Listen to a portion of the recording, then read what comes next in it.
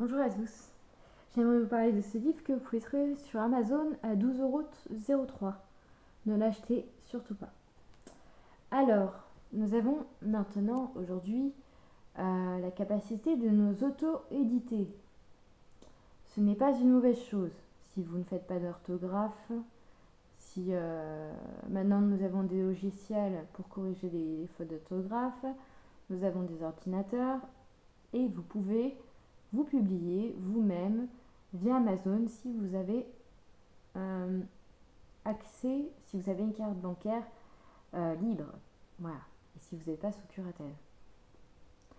Ce monsieur a le privilège d'avoir une carte bancaire, de pouvoir s'auto-éditer librement et de payer la couverture, l'ISBN.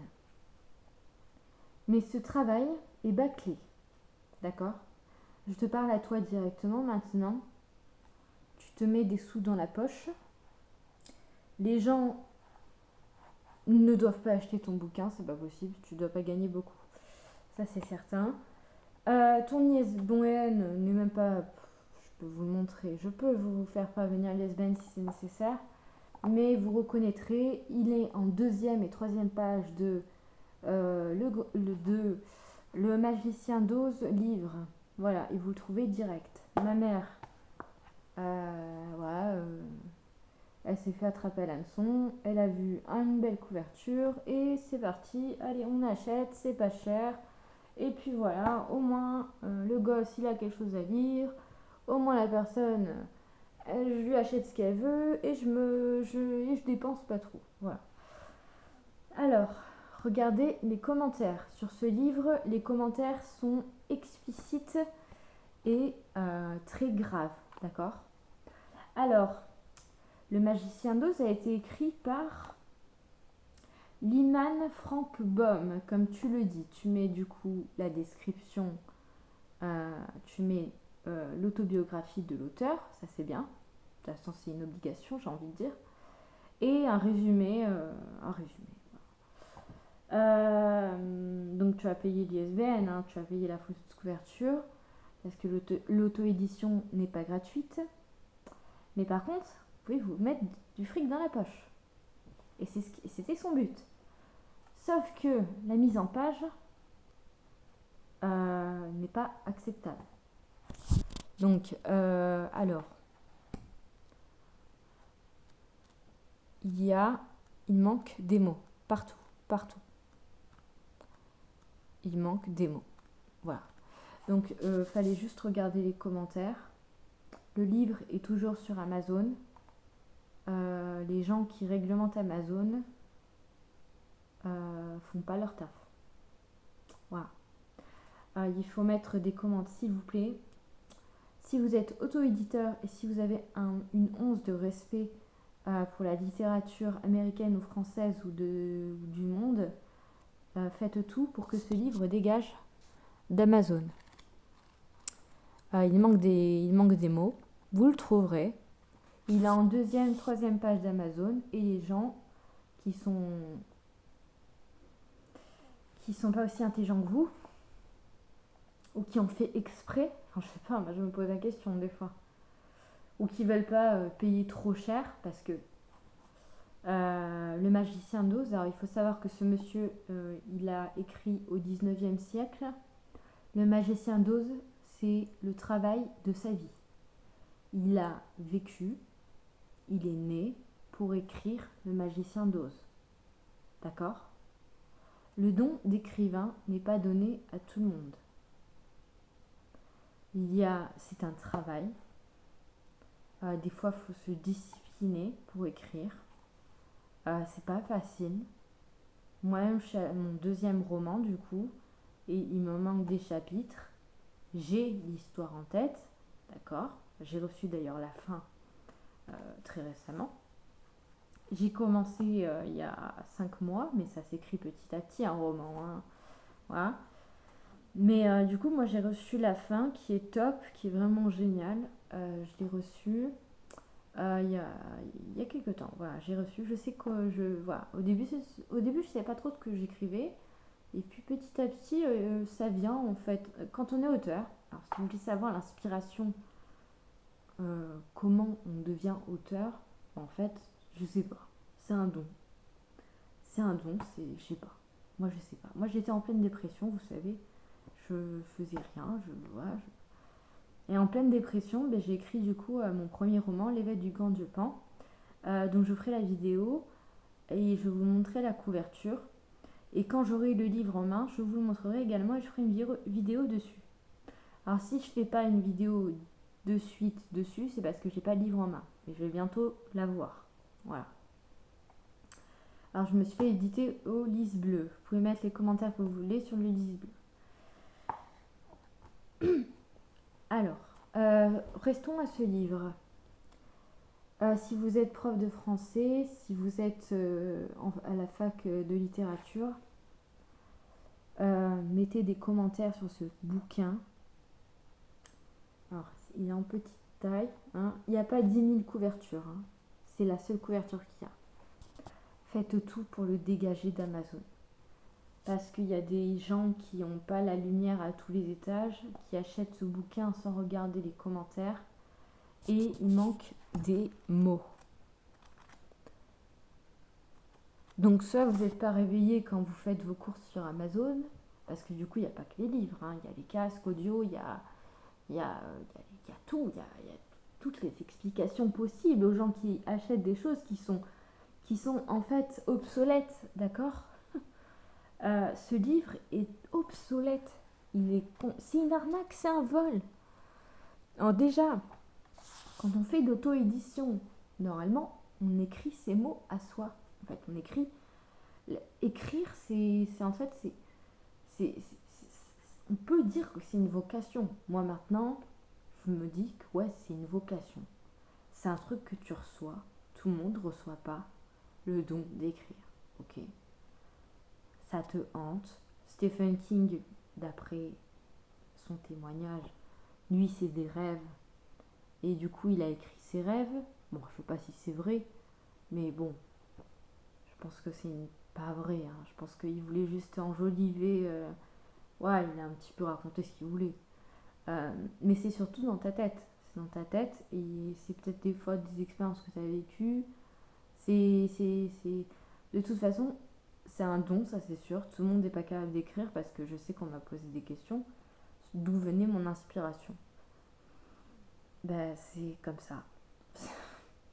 Bon, faut être intelligent quand même, faut avoir des connaissances, d'accord, et surtout, c'est un travail comme un autre. Voilà. Celui-là, lui là, il a juste voulu se mettre du fric dans la poche, d'accord, alors qu'il doit bosser peut-être à côté, mais il a voulu se foutre du fric dans la poche. Donc, il a pris le travail de quelqu'un de mort. Alors, les droits d'auteur, il faut savoir que la famille Baum existe toujours, hein, d'accord. Les Baum existent toujours, ils sont aux États-Unis. Et toi, en fait, tu piques du coup l'écriture de leur ancêtre, le travail, l'expression de l'âme, son travail, parce que le Magicien d'Oz, c'est 10 tomes, d'accord. C'est pas un petit livre de rien du tout. Le Magicien d'Oz, il y a tome 1, tome 2, tome 3, tome 4, tome 5, d'accord. Voilà. Donc c'est un vrai écrivain. Il est aussi connu que le Seigneur des Anneaux, d'accord, cet écrivain. Il y a eu plusieurs films dessus, dont le dernier qui est vraiment bien, parce qu'il y a une présence féminine, et les femmes font la loi. Parce qu'il y a un mec qui se fait passer pour le Magicien d'Oz, c'est un gros séducteur, il séduit deux femmes à la fois, c'est des sœurs, et en fait, eh ben, il y en a une, elle devient une méchante sorcière, la sorcière de l'Ouest du coup, à cause de lui, d'accord. Donc le dernier Magicien d'Oz, moi j'ai bien aimé, même si j'aime pas trop l'acteur qui joue le Magicien d'Oz, James Franco, je préfère James Franco dans Spider-Man 3. J'adore son Overboard. Je rêve que ça existe. Voilà. Mais il joue très bien, James Franco, dans le Magicien d'Oz, du coup, le dernier qui est sorti en 2011, il me semble. Parce que c'est vraiment féministe, hein, c'est un film féministe, le Magicien d'Oz. Ok. Moi, j'adore La Sorcière de l'Ouest, qui est jouée par Mila Kunis, et qui met le feu, hein. Elle met totalement le feu, La Sorcière de l'Ouest. Ok. Moi, j'adore La Sorcière de l'Ouest. Et James Franco, il séduit plein de meufs, il se fait passer pour un magicien, mais c'en est pas un. Et là, il tombe dans le monde réel d'Oz, où il y a vraiment des sorcières. Et en fait, mais lui, il y croit pas. Il croit pas aux sorciers. Il se fait passer pour un sorcier lui-même, mais il n'en est pas un. Mais par contre, il est intelligent. Et il sait faire des artifices. Voilà. Et c'est juste ça, c'est pas de la vraie sorcellerie. Et en fait, il va séduire deux femmes en même temps. Parce que ce mec, c'est un séducteur. Et James Franco, il joue toujours des rôles de séducteur. Hein, voilà, parce il a une belle gueule. Voilà, il est fait pour ça. Voilà, chacun son truc. Voilà, chacun ses rôles dans les films. Il y en a, ils ont une tête de méchant. Du coup, ils jouent des rôles de méchants. Il y en a, ils ont des têtes de gentils. Du coup, ils jouent des têtes de gentils. Mais pourtant, même peut-être, ils sont pas gentils en vrai. Hein. Voilà, c'est comme Kathy Bates, elle a joué dans Misery, elle joue une tarée, mais elle est très sympa, ça se trouve, cette dame. Ça se trouve, voilà, ça se trouve, elle est croyante. Voilà. Elle a joué d'ailleurs dans les American Horror Story. Ils ont, ils ont quand même eu le respect. Elle joue dans American Horror Story. C'est un couple qui emménage dans une maison. Et en fait, il y a des fantômes de colonies américaines, de vieilles colonies américaines. Et en fait, Kathy Bates, c'est la bouchère. Et elle joue extrêmement bien. Et les réalisateurs d'American Horror Story est une série très récente, d'accord. C'est une série LGBT et d'horreur. Mais c'est drôle, d'accord. Moi, quand je regarde American Horror Story, moi, j'ai pas peur. Ça fait pas peur, American Horror Story. Alors, bien sûr, vous montrez pas ça aux gosses, d'accord. Mais moi, personnellement, quand je regarde American Horror Story, ça me fait pas peur, ça me fait rigoler, d'accord. Ça me fait rire. Parce que c'est très très bien fait, c'est très très mis en scène. D'ailleurs, de toute façon, c'est hyper connu à l'heure actuelle, American Horror Story, parce que déjà, contre toute attente, vous croyez que les films d'horreur, c'est des films satanistes, vous vous trompez totalement. Hein. Vous savez, il faut avoir un peu d'esprit critique dans la tronche. Il faut un peu être intelligent. C'est pas parce qu'il y a écrit American Horror Story que c'est un film du diable. Ça s'appelle être... en fait, ça s'appelle être aveugle, étriqué. Ça s'appelle avoir un esprit étriqué. Alors, dans American Horror Story, il cite Apocalypse 12. Il cite la Bible. Vous croyez que le diable citerait la Bible? Dans American Horror Story, il y a énormément ils sont inspirés par la Bible, voilà. Et puis les histoires sont incroyables. Et puis la majeure partie des saisons, c'est du propre. Alors bon, American Horror Story, c'est spécial. Tout le monde ne peut pas regarder American Horror Story. Mais c'est pas... Des fois, ils glissent des passages de la Bible. D'accord? Donc, allez, jugez pas sans connaître. Ça, c'est les gens qui n'ont pas de connaissances. Ça, c'est les gens qui sont aveugles. C'est comme les gens qui achètent des bouquins sans lire les commentaires. Essayez de vous réveiller et d'utiliser vos neurones et votre esprit critique. D'accord? Vous en êtes capable. Ne jugez pas sans savoir et vous être intéressé sur le sujet. S'il vous plaît. Parce que sinon, à ce moment-là, si on dit que tout vient du diable, à un moment donné, on devient puritain, ok? Et puis, on revient au Moyen-Âge, et on tue tous les gens qui sont pas chrétiens ou qui font des abominations ou qui voilà. C'est mais c'est juste une question d'intelligence. Et si vous n'êtes pas capable, c'est que vous êtes fait pour pas être capable de comprendre. Moi, je vous lance un défi. Ne jugez pas sans connaître le sujet. Voilà. Et qu'on me lance ce défi également. Voilà, moi je vois. Je reviens à ce livre. Si t'es pas capable d'écrire, si t'as la flemme d'écrire, n'écris pas. Fais autre chose. T'es capable. D'accord? Quand on écrit, c'est que des fois, on peut pas faire autre chose. Ou qu'on n'a pas la capacité de faire d'autres choses. On a tous un rôle à jouer dans ce monde.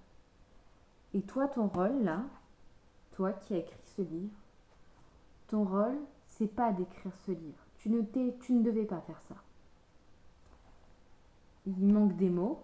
Est-ce que tu l'as voulu? De toute façon, tu l'as voulu puisque tu laisses ce livre. Si tu avais une once de respect pour le magicien d'Oz, tu enlèverais ce livre.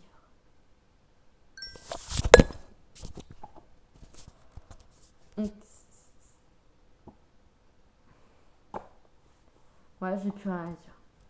Si vous êtes pas, si vous avez la flemme d'écrire, n'écrivez pas. En tout cas, ce que tu as fait sera jugé.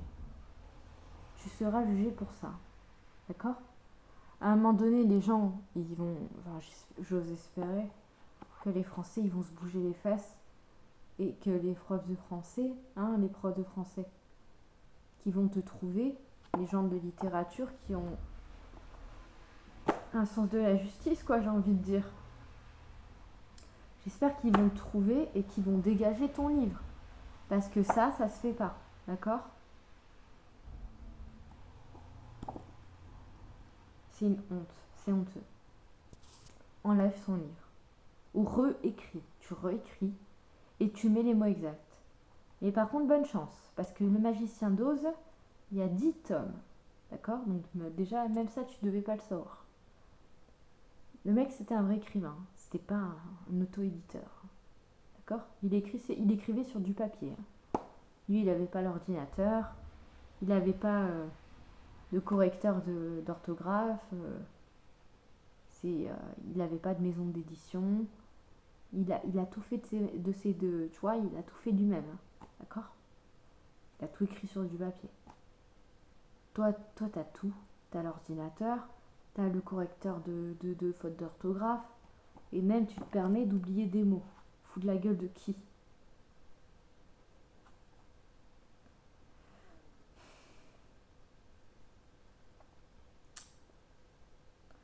Et normalement, les droits d'auteur, c'est pas pour toi. Hein.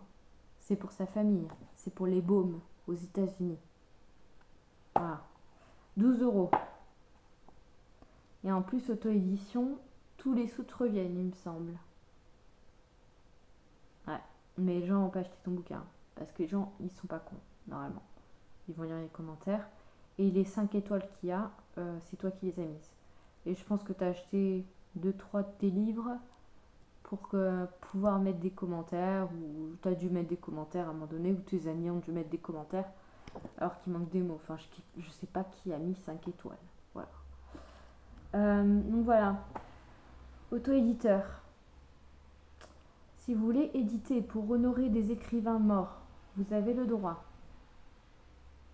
Même si ça devrait être interdit. L'argent ne devrait pas vous revenir. Enfin, bien, ça dépend après. Parce que bon, c'est vrai que vous faites le travail. Si vous faites le travail bien et que vous écrivez la totalité de l'écrivain mort, ok. C'est un travail que vous avez fait. Et tout travail mérite salaire. Mais si vous écrivez à l'arrache le travail de quelqu'un de mort, non, vous ne méritez pas cet argent. D'accord? Ça s'appelle de l'arnaque et du vol. Mais surtout de l'arnaque. Voilà. Et voilà. Donc je pense pas qu'il doit se remplir les poches. Et même s'il se remplit les poches, il va avoir affaire à la justice, hein, parce que la justice existe. Et il y a des profs de français qui doivent regarder le Magicien d'Oz, parce que c'est un peu la base pour les gosses. Et je ne sais pas comment ce livre peut toujours exister sur Amazon. Je pose la question, franchement, là. Là, les Français lisent plus, hein, c'est indéniable. Les Français, ils doivent lire que des trucs de criminels. Mais le Magicien d'Oz, il n'y a pas beaucoup de gens qui doivent lire le Magicien d'Oz en France, parce que sinon, ils se seraient fait choper depuis bien longtemps. Voilà. Donc, si vous êtes une personne qui a compris cette vidéo, qui venait d'Amazon, ou qui avait vraiment saisi le message, je peux vous passer l'ISBN. Et de toute façon, vous pouvez trouver le livre très facilement. Voilà, vous étiez sur la chaîne Sarah Book. Si vous n'êtes pas écrivain, allez pas écrire les trucs des autres. C'est interdit par la loi. Et faites autre chose. Travaillez dans le bâtiment, travaillez dans des usines, travaillez dans autre chose. Voilà, faites autre chose. Parce que quand on est écrivain, c'est aussi qu'on peut pas faire autre chose. D'accord? Ok? Et ça, voilà. Vous étiez sur la chaîne Sarah Book. Abonnez-vous et likez et dites-moi ce que vous en pensez.